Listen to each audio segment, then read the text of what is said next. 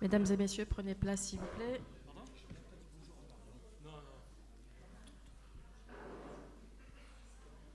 Je vais demander à Madame Birguin de procéder à l'appel. Atamian Silva. Agius Chantal. Acha Ayet, absente, pouvoir donner à Madame Hassani. Atoura Camélia, absente, pouvoir donner à Madame Ekar. Ekar Céline. Bareil Marion. Benaouda Farida. Benfer Sami. Benkedja Rania, absente, pouvoir donner à Denis Ressier. Bérard Anthony. Berthe Julien, absent, pouvoir donner à Monsieur Ponce. Béchira Abdelkarim. Birgine Corinne. Bosque Christian. Bruman Romain. Boukrine Doudja. Chaïd Safia, pouvoir donner à Madame Furfaro. Charpentier Thibault. Cisneros Caroline. David Chéry, pouvoir donner à Monsieur Ravier. Dudiezer Cédric. Falek Aurélie, pouvoir donner à Monsieur Béchira. Farkas Monique. Furfaro Sophie. Galtier David. Gasmi Kader. Hassani Kaltoum. Koubiflotte Pierre-Olivier, pouvoir donner au général Galtier. Lamy Dany. Lastraioli Lucie, pouvoir donner à Madame Birguin. Le Louis Gisèle. Macloufi Camélia, pouvoir donner à Madame Pénaud. Monchi Didier. Oanessian Franck. Pénaud Vanessa. Paul Ulriquet, pouvoir donner à Madame le maire. Petit Marc, pouvoir donner à Monsieur Bérard. Picarelli Frédéric, pouvoir donner à Monsieur Sayag. Ponce Jean-Paul. Ravier Stéphane. Rossi Denis. Sayag Jean-Yves. Semer Jean-Laurence. Sicard Caroline. Solaire Johan. Turc Jean-Michel, pouvoir donner à Madame Cisneros. Vendredi Vincent, pouvoir donner à Monsieur Monchi. Yatsou Ali. Merci Madame Birguin. Nous allons passer maintenant à l'approbation du compte-rendu in extenso de la séance du mardi 16 avril 2024 à 16 h. Qui est contre? Qui s'abstient? Adopté, merci. Mesdames et messieurs, chers collègues, avant de passer en revue les rapports de notre séance, permettez-moi de rendre un hommage à Jean-Claude Gaudin qui nous a quittés le 20 mai dernier. Comment ne pas rendre un hommage appuyé et sincère à Jean-Claude Gaudin qui a profondément marqué l'histoire de Marseille, de notre pays, en exerçant un demi-siècle de vie politique, plus de 120 années de mandat cumulé. Jean-Claude Gaudin a été maire de Marseille pendant plus de 25 ans, mais aussi ministre dans le gouvernement d'Alain Juppé pendant 2 ans dans les années 90, ou encore sénateur pendant près de 20 ans. Nous tous ici avons une anecdote ou un lien particulier avec Jean-Claude Gaudin, lui qui a dédié toute sa vie à Marseille, à son pays. Le professeur d'histoire qu'il était a gravi un à un les échelons de notre République. Conseiller municipal à 25 ans, conseiller général, président du conseil régional, député, sénateur, puis vice-président du Sénat, ministre, président de la métropole. Il a occupé tous les mandats. Mais pour lui, le plus beau, le plus passionnant, c'était assurément celui de maire de Marseille. Jean-Claude Gaudin, c'était un homme de cœur. Et c'est suffisamment rare en politique pour le surligner. Jean-Claude vous prenait par la main pour vous demander comment allait chaque membre de votre famille. C'était sincère. C'était sa raison de vivre. C'était sa façon de faire de la politique. C'était un homme bien, profondément attaché aux Marseillais. À Marseille, il existe des femmes et des hommes qui ont marqué l'histoire. Jean-Claude Gaudin a marqué l'histoire. Ce fut un grand maire, un grand homme d'État. Pendant ses 25 ans, à la tête de la ville, il a œuvré pour son renouveau, son rayonnement et son développement. Notre ville lui doit nombre d'infrastructures économiques, urbaines, culturelles et sportives, et de grands événements qui lui ont permis de grandir. Comme vous, j'ai connu Marseille avant et après ses 4 mandats. Et nous tous, Marseillais de cœur, savons comme tout a changé grâce au maire. Il m'avait confié un jour, on ne fait peut-être pas tout parfaitement, mais on le fait avec le cœur. Cette phrase me reste gravée tant elle était juste et digne.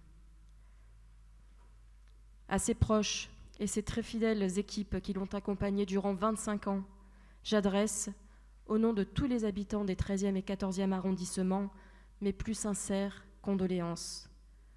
Au revoir et merci pour Marseille, monsieur le maire. Je vous invite à respecter 1 minute de silence en mémoire de Jean-Claude Gaudin.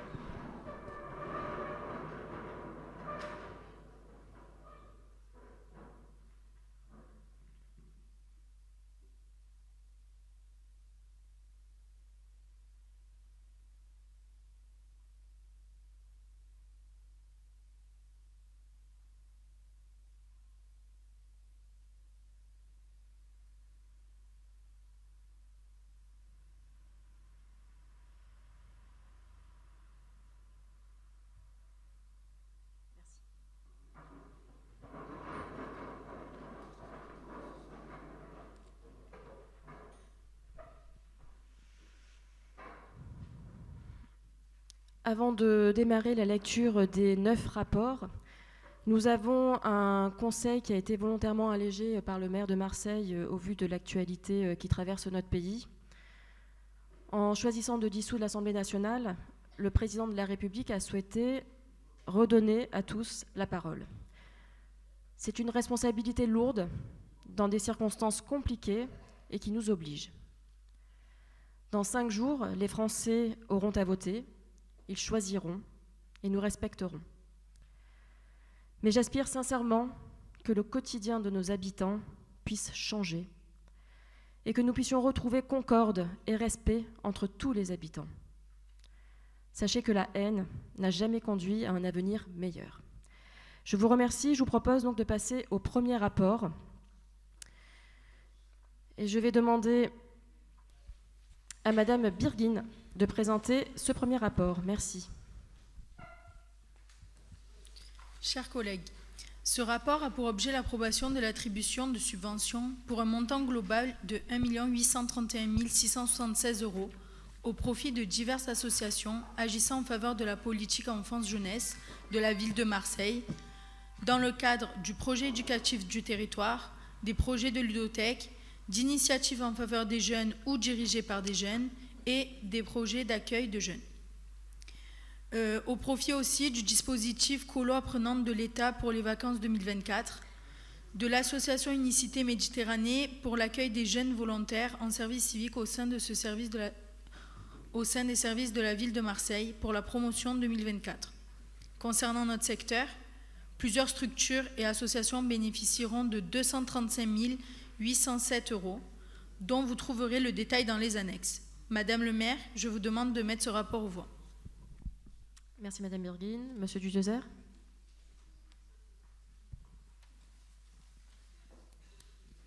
Oui, merci Madame le maire, mes chers collègues, une petite intervention si vous me le permettez pour expliciter notre position de vote sur ce rapport ainsi que sur les rapports qui vont suivre et qui sont similaires à celui-ci, puisqu'il est vrai que lorsqu'on lit l'intitulé « Attribution de subventions à des associations » dans le cadre de la politique enfance-jeunesse, évidemment, on peut être tenté que de voter pour sur ce rapport.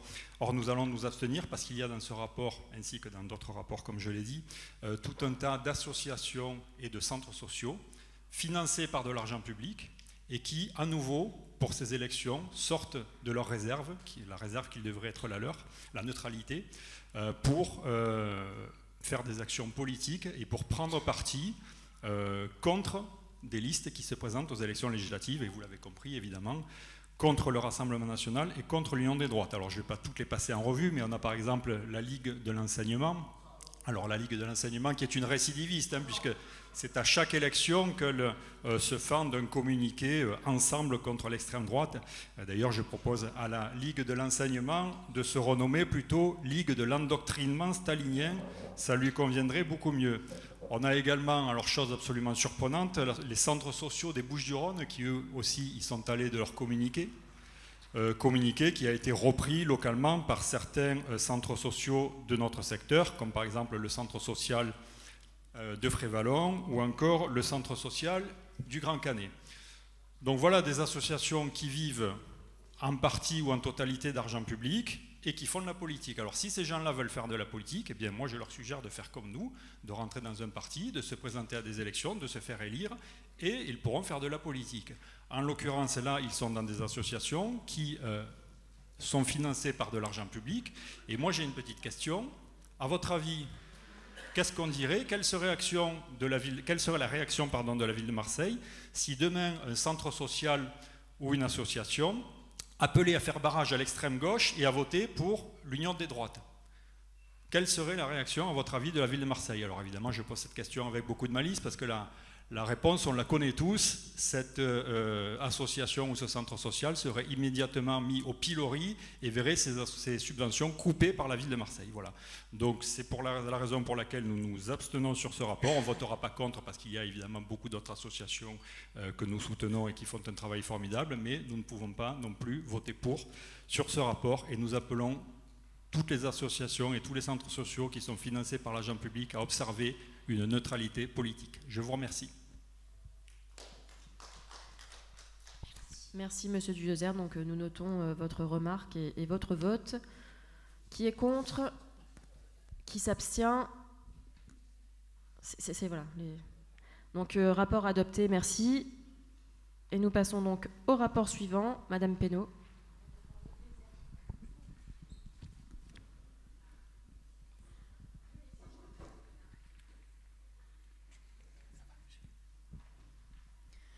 Bonjour mes chers collègues, bonjour Madame le maire. Ce rapport a pour objet l'approbation de l'attribution de subventions pour un montant global de 7 292 249,63 € au profit de diverses associations agissant dans le domaine du lien social, de la vie associative et de l'engagement citoyen, de la santé publique et de l'inclusion, des solidarités et de l'action sociale. Ainsi, plusieurs associations de notre secteur, dont vous trouverez le détail dans vos annexes, se verront attribuer 1 244 723,68 €. Madame le maire, je vous demande de mettre ce rapport aux voix. Merci Madame Pénaud. Qui est contre? Qui s'abstient? Rapport adopté. Merci. Rapport suivant, Madame Écart. Madame le maire, mes chers collègues, ce rapport a pour objet l'attribution de subventions aussi à diverses associations culturelles, sportives et œuvrant au profil de la mer et du littoral, et ce pour un montant global de 1 829 330 €. Concernant notre secteur, 197 500 € seront accordés à plusieurs associations dont vous trouverez le détail dans vos annexes. Madame le maire, je vous demande de mettre ce rapport aux voix. Merci Madame Écart. Qui est contre? Qui s'abstient? Monsieur Dudezer, vous abstenez pas sur ce rapport, hein? Rapport adopté. Merci. C'est bon. Rapport suivant, Monsieur Sayag.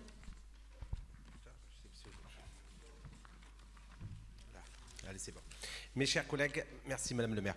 Ce rapport a pour objet l'approbation de l'attribution des subventions d'investissement et de fonctionnement à diverses associations agissant en faveur de la transformation urbaine, l'amélioration du cadre de vie, la transformation écologique et le développement économique et social, et ce, dans le cadre d'une deuxième répartition concernant l'année 2024, pour un montant global de 2 199 694 €.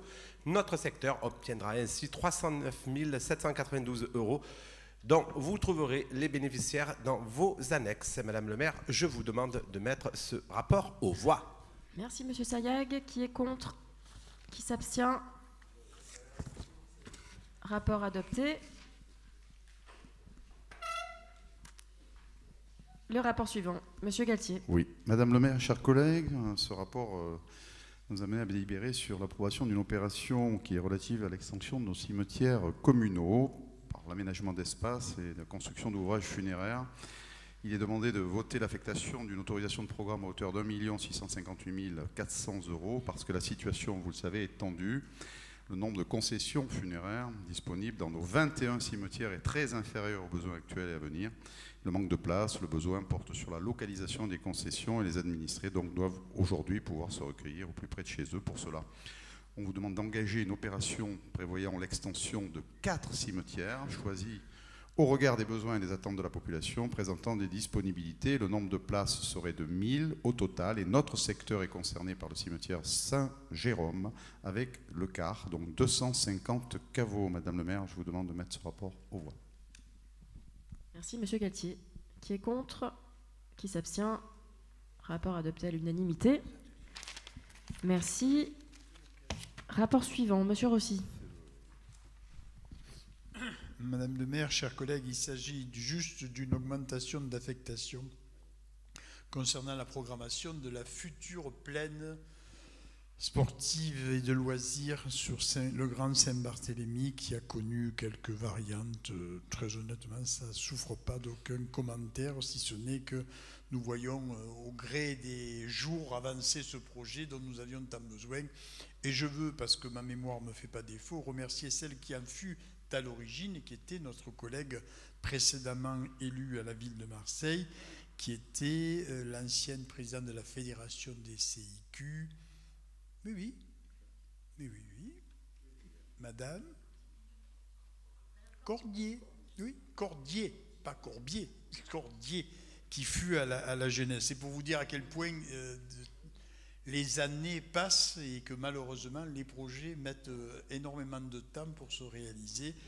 Et nous ne pouvons que nous féliciter de l'aide de l'ANRU qui, à cette époque-là, s'est retrouvé au cœur de ce dispositif et va nous permettre de livrer, j'imagine, à la rentrée, cet équipement tant attendu depuis des années sur ce périmètre-là. Merci, Madame le maire. Je vous demande de le mettre au vote. Merci, Monsieur Rossi. Alors, Monsieur le sénateur et Monsieur Dudezer. Merci, Madame le maire. Je ne vais pas être d'accord avec notre collègue, Monsieur Rossi, qui souhaiterait que ce rapport ne souffre d'aucune remarque. Quand même, moi j'ai quand même une suggestion, c'est que l'on rebaptise la plaine des sports et des loisirs et qu'on la nomme le gouffre financier des sports et des loisirs. S'il y avait une compétition dans le braquage des contribuables, nous serions médaille d'or à ces jeux-là.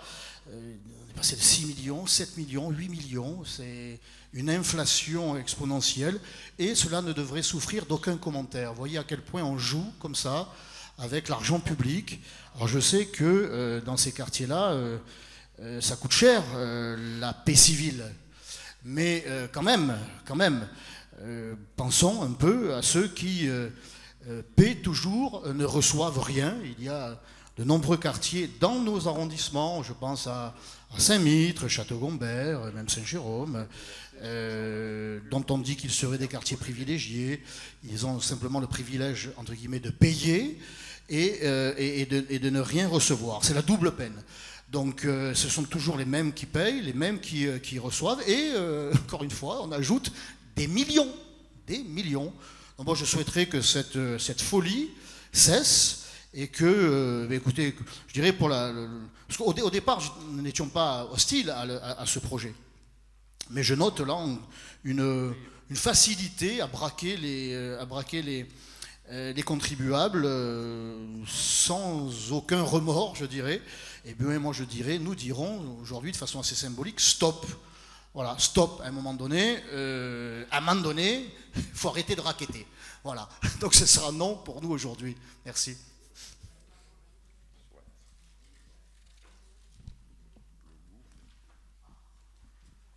Oui, merci Madame le maire. Donc effectivement, une remarque également nous aussi sur ce rapport. Comme l'a dit le sénateur Avier, que nous avions soutenu et que donc nous allons continuer à soutenir jusqu'au bout, mais c'est vrai qu'il y a eu une inflation. Alors moi, c'est un projet, lorsqu'on a été élu en 2014, qu'on en entendait déjà parler, il était déjà dans les cartons, et 10 ans après, le projet n'est toujours pas finalisé. Et donc forcément, en 10 ans, il y a eu des dérives et des inflations budgétaires, et donc on est passé d'un budget de 6-7 millions au départ, on arrive maintenant à 10 millions. Donc voilà, la facture est assez salée pour le contribuable, même si c'est à l'arrivée un beau projet, un bel équipement. Et juste pour finir, quelque chose d'anecdotique, mais pas tant que ça, quelque chose qui m'a fait, moi quand même, j'ai failli tomber de ma chaise en lisant cela dans ce rapport. On apprend dans ce rapport, je lis, avant la fermeture de la nouvelle voie, 520 mètres cubes de terre polluée ont été déversés par des personnes non identifiées. Il a fallu les évacuer en décharges spécialisées. Alors 520 mètres cubes, mes chers collègues, je ne sais pas si vous réaliser ce que ça représente. Moi, j'ai fait le calcul. Si on prend des gros camions bennes de 40 mètres cubes, ça représente 13 gros camions bennes de 40 mètres cubes. Donc, on a 13 camions bennes de 40 mètres cubes qui sont venus décharger au pied de Carrefour Le Merlan des terres polluées sans que personne ne voit rien, sans qu'il n'y ait aucune caméra qui filme rien, sans qu'on ne puisse identifier personne. Et bien, c'est une fois de plus le contribuable qui va débourser 47 000 € pour évacuer toutes ces terres. Voilà, je crois qu'il n'y a qu'à Marseille qu'on peut voir ça. Nous voterons malgré tout pour ce rapport. Je vous remercie. Monsieur Benfer, vous souhaitez répondre?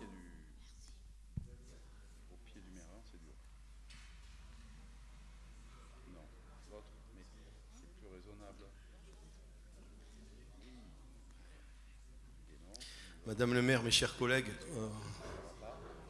comme me dit Monsieur Ravier, stop, il serait temps qu'il stoppe un peu ces arguments fallacieux et clivant. Je ne vois pas qu'est-ce qui le choque à ce qu'on finance la plaine des sports à la Busserine. Et à ce moment-là, il faudra éplucher tous les comptes de tous les projets et même les siens lorsqu'il était à mairie de secteur. Et on verra s'il était un bon ou un piètre gestionnaire. Mais bon, je ne vais pas m'éterniser là-dessus. Ensuite, de quoi on parle là? On parle de quoi? De ces quartiers-là. Mais vous y allez, monsieur Ravier, dans ces quartiers-là? Vous allez arrêter un peu de dénigrer cette population? On a compris depuis très longtemps que c'est votre fonds de commerce. C'est ce qui vous permet de mener aucune solution à quelque soit. Non, mais monsieur, moi je ne fais pas de la politique pour les électeurs, au contraire de vous. Je fais de la politique pour mes concitoyens. J'essaye d'amener ma nuance, ok? Ok. Et quand on parle de Staline, comment dirais-je, de fonctionner d'une manière très fermée, je ne vois pas qui anime les cloisons et les séparations entre les populations du 13 et 14e arrondissement. Alors si cette population-là vous dérange, allez vous présenter ailleurs, dans d'autres secteurs où vous n'avez pas ces populations qui vous dérangent, parce qu'ici vous êtes à Marseille, monsieur. Ok, vous l'entendez? Ici vous êtes à Marseille, vous êtes en France, vous êtes sous la République. Et... Ah, j'ai jamais dit cela, monsieur. Monsieur, loin de là, loin de là. Laissez chacun s'exprimer, s'il vous plaît. Tout au contraire, tout au contraire. Ce que je dis là, c'est pas vous qui allez désigner les bons et les mauvais citoyens de ce secteur, les bons et les mauvais quartiers de ce secteur. Et pour cela, vous êtes plus crédible, monsieur Ravier. Vous l'étiez pas, vous ne l'êtes plus. Merci. Monsieur Rossi. Oui, je me disais aussi, je trouvais la séance très calme au début, c'était presque sur de l'endormissement. Je me suis dit, c'est quand même pas normal que nous passions à un temps qui ressemblait plus à une agora à la Sénèque, à Fouquier-Tinville, sur le grand accusateur public. Voilà. Nous sommes passés donc d'un temps un peu apaisé, où la vertu avait sa place, à de l'accusation publique. Je crois qu'il nous faut avoir de la nuance. D'abord, ce projet, et vous le disiez tout à l'heure, il était indispensable sur ce territoire. Le problème, pas que sur ce dossier-là, c'est que la temporalité pour réaliser aujourd'hui prend entre 8 et 10 ans pour avoir une sortie, et c'est insupportable parce que ça génère effectivement des coûts qui sont exponentiels sans arrêt. Alors, une fois c'est l'Ukraine, une fois c'est les matériaux qui viennent de Chine, une fois ci, une fois là. En tout cas, aujourd'hui, les choses ne cessent d'augmenter, quelles que soient les réalisations. Et effectivement, les budgets ne sont pas exponentiels. Je dis et je rappelle que si nous n'avions pas eu l'aide de l'État, nous n'aurions jamais arrivé à réaliser un équipement de cette nature-là. Mais il est évident que cette contribution-là, c'est une contribution des citoyennes de ce pays, et qu'effectivement toute augmentation quelque part minore des projets qui sont nécessaires ailleurs, parce que dans un litre d'eau on ne peut pas en faire rentrer deux. Ça, c'est le premier point. Le deuxième, c'est sur ce que vous dénonciez à raison. On a trouvé 520 mètres cubes, je veux dire, de déchets. Là, je dois vous dire, moi qui réside à la Madragueville, lorsqu'on voit le nombre de personnes, d'entreprises, de gens inélégants déposant à peu près n'importe où des déchets et n'importe quoi, c'était plus imputable à un problème de civilité qu'à un problème de responsabilité, quelle que soit la collectivité. Il est vrai que sur un certain nombre de chantiers, nous l'avions demandé, Madame le maire, vous avez été porteur de ce projet, notamment sur la suite des mises en place de caméras, de manière à pouvoir détecter ces éléments-là. Nous avons essayé dans un certain nombre d'endroits. Mais le prédateur, comme celui qui ne veut pas déposer dans une décharge, sachant que tel endroit est contrôlé, ben, il va déposer sur un autre endroit. Dans les Hauts-de-Sainte-Marthe, c'est le cas. À Sainte-Mitre, c'est pareil. Nous sommes dans une situation de cette nature-là. La question de ce projet, ce n'est pas le surcoût. Le surcoût, il est dans le projet tel qu'il vous est, et si on lit le rapport avec attention, il est explicité, il est justifié et il est mené aux frais près. Un certain nombre d'entre nous gérons et sommes dans les commissions d'appel d'offres. Honnêtement, chacun a essayé de réduire au maximum ce qui était possible sur l'impactation de sa réalisation. Néanmoins, quelque chose qui était de cette nature-là ne pouvait pas rester figé, au risque de le décaler de quelques mois et donc d'augmenter une facture de cette nature-là. Voilà ce qui m'amène à... J'étais à peu près persuadé que ça générerait, au regard des usagers qui en ont et qui en seront les bénéficiaires, un sentiment collectif. Je ne me rappelais plus, mais c'est vrai que j'ai eu un moment d'absence, que nous étions dans une période de confrontation. Il était évident que nous aurions été très ennuyés de ne voir cette séquence, au moins avoir un moment d'exaltation momentanée, j'espère. Voilà. Merci Monsieur Rossi pour votre sagesse et je pense qu'en tout cas nous sommes tous d'accord pour dire que ce projet est important, tout comme la vidéoprotection, mais tout devrait être arrivé, donc tout va bien. Nous passons au vote. Qui est contre? Qui s'abstient? Rapport adopté. Merci. Nous passons au rapport suivant sur le logement et la lutte contre l'habitat indigne. Madame Cisneros. Madame le maire, mes chers collègues, pour ce rapport, nous devons nous concerter sur l'approbation de l'attribution d'une subvention de 50 000 € à l'association Compagnons Bâtisseurs Provence pour la conduite d'une action d'accompagnement de ménages occupants de copropriétés dégradées. Ce projet associatif est conduit depuis 6 années à destination des ménages occupants des copropriétés en difficulté marseillaises. Concernant notre secteur, l'action de cette association en 2024 sera ciblée sur les 2 copropriétés, le Parc Corot dans le 13e et les Rosiers dans le 14e. La démarche du projet se décline en 3 axes. L'accompagnement du rapport au logement auprès des habitants, soit l'accompagnement de 50 ménages avec orientation, visite, diagnostic technique, chantier de réhabilitation, médiation aux locataires-bailleurs, signalement des situations de logement indignes ou indécents aux institutions. Le renforcement de la lutte contre l'habitat indigne en capitalisant les informations sur les conditions de logement des populations et les propriétaires bailleurs indélicats. Et enfin, la réalisation de temps collectifs et participatifs sur chaque territoire d'action en lien avec le tissu associatif local permettant d'améliorer le cadre de vie. Madame le maire, je vous demande de mettre ce rapport aux voix. Merci Madame Cisneros. Qui est contre? Qui s'abstient? Rapport adopté. Merci.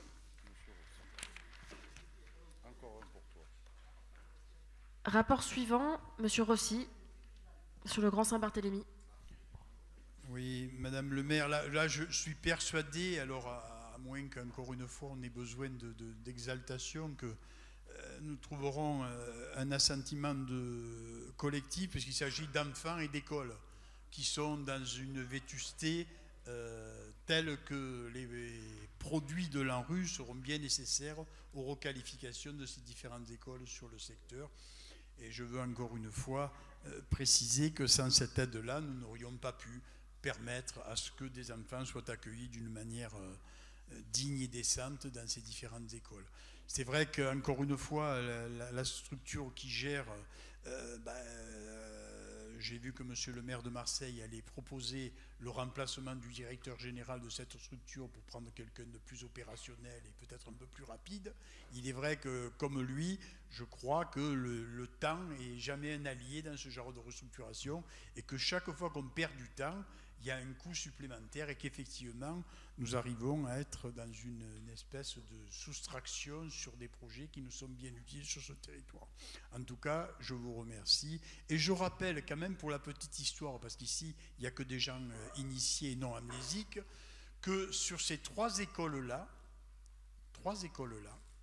pendant la période qui fut l'une des périodes les plus difficiles à Marseille, notamment sur les émeutes urbaines, nous fûmes un certain nombre, dont vous, Madame le maire, j'ai eu le bonheur de vous accompagner, à passer presque 2 nuits devant 2 de ces écoles pour éviter qu'elles souffrent d'un quelconque...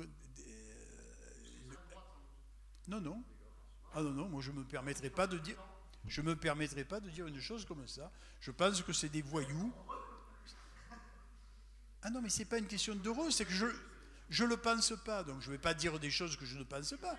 Je dis simplement qu'il y a des gens, encore une fois, qui ont des attitudes dans le cadre de la dégradation de biens publics, qui auraient dénaturé, voire peut-être brûlé des chantiers en cours et fait en sorte qu'on se retrouve dans une situation, que ce soit à Vessières ou ailleurs, avec des retards, mais surtout des choses extrêmement préoccupantes à l'égard de ces lieux qui accueillent des enfants et qui sont des lieux d'éducation de cette nature-là. Voilà, Madame le maire, je vous en remercie parce que les choses, c'est vrai, quand elles passent, on a l'impression qu'elles n'ont jamais existé. Mais elles ont existé dans cette période-là.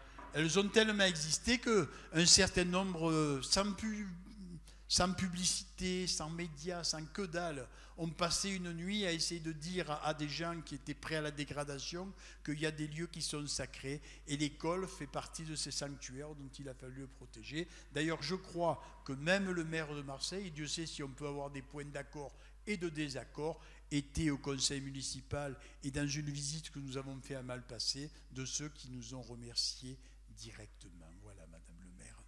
Merci. Merci, Monsieur Rossi, et merci pour tout votre engagement dans ces projets de rénovation urbaine. Et nous sommes effectivement très heureux de voir que ces écoles sont concernées et que les travaux avancent. Je vous propose de passer au vote. Qui est contre? Qui s'abstient? Rapport adopté. Merci. Donc nous passons au dernier rapport de cette séance. Et c'est Madame Turfaro qui nous présente le dernier rapport. Merci. Madame le maire, mes chers collègues, dans ce rapport, nous devons débattre de l'approbation du versement de subventions à 18 centres sociaux portant sur l'ouverture estivale 2024, et ce, pour un montant global de 190 000 €. Concernant notre secteur, 5 centres bénéficieront de 65 000 €. Madame le maire, je vous demande de mettre ce rapport aux voix. Merci Madame Turfaro. Qui est contre? Qui s'abstient? Rapport adopté. Merci à tous. Je remercie encore une fois le secrétariat des élus pour tout le travail réalisé pour préparer ces rapports. Merci aux rapporteurs et je vous souhaite à tous une bonne fin de journée. Merci.